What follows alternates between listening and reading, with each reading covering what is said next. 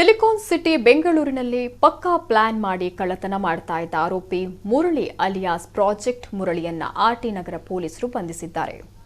ಗ್ಯಾರೇಜ್ನಲ್ಲಿ mechanic ಕೆಲಸ ಮಾಡ್ತಾ ಇದ್ದ ಮುರಳಿ ಕಣ್ಣಳತೆಯಲ್ಲೇ ಕಳ್ಳತನ ಮಾಡುವ ಮನೆ ಕೀ ತಯಾರಿಸುತ್ತಿದ್ದ.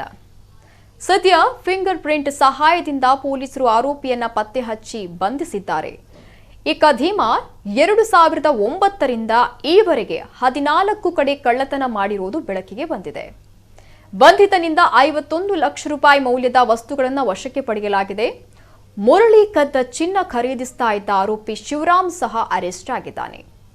7ನೇ ತರಗತಿ ಓದಿದ್ದ ಈತ ಕದಿಯೋದ್ರಲ್ಲಿ ಎಕ್ಸ್ಪರ್ಟ್. 13 ವರ್ಷಗಳಿಂದ ಕಳ್ಳತನ ಮಾಡ್ತಿದ್ದ ಆರೋಪಿ ಇದುವರೆಗೂ 14 ಕಳ್ಳತನಗಳನ್ನು ಮಾಡಿರುವುದಾಗಿ ತಿಳಿದು ಬಂದಿದೆ. 2009ರಲ್ಲಿ ಕಳ್ಳತನ ಶುರು ಮಾಡಿದ್ದ ಮುರಳಿ ಕೊನೆಗೆ ಸಿಕ್ಕಿದ್ದು 2022ರಲ್ಲಿ. ತುಂಬಾ ಅಚ್ಚುಕಟ್ಟಾಗಿ ಪ್ಲಾನ್ ಮಾಡಿಕೊಂಡು ಈತ ಕೃತ್ಯವನ್ನ ಎಸಗ್ತಿದ್ದ. ಪ್ರತಿನಿತ್ಯ ಯಾರು ಶಾಲೆಗೆ ಮಕ್ಕಳನ್ನ ಬಿಡಲು ಹೋಗ್ತಾರೋ ಅವರ ಮನೆಗಳನ್ನೇ ಈತ ಟಾರ್ಗೆಟ್ ಮಾಡ್ತಿದ್ದ. ಒಂದು ಬಾರಿ ಕಳ್ಳತನ ಮಾಡಿದ ಮೇಲೆ ಕೆಲ ತಿಂಗಳುಗಳ ಕಾಲ ಮತ್ತೆ ಕಳ್ಳತನ ಮಾಡುವ ಬಗ್ಗೆ ಯೋಚಿಸ್ತಿರ್ಲಿಲ್ಲ. ಒಂದೊಂದು ಕಳ್ಳತನವನ್ನು ಪ್ರಾಜೆಕ್ಟ್ ರೀತಿ ಪರಿಗಣಿಸಿ ಕಳ್ಳತನ ಮಾಡ್ತಿದ್ದ. ಸದ್ಯ ಪೊಲೀಸರು ಈತನ ಫಿಂಗರ್ ಪ್ರಿಂಟ್ ಮೂಲಕ ಆರೋಪಿಯನ್ನ ಪತ್ತೆ ಹಚ್ಚಿದ್ದಾರೆ.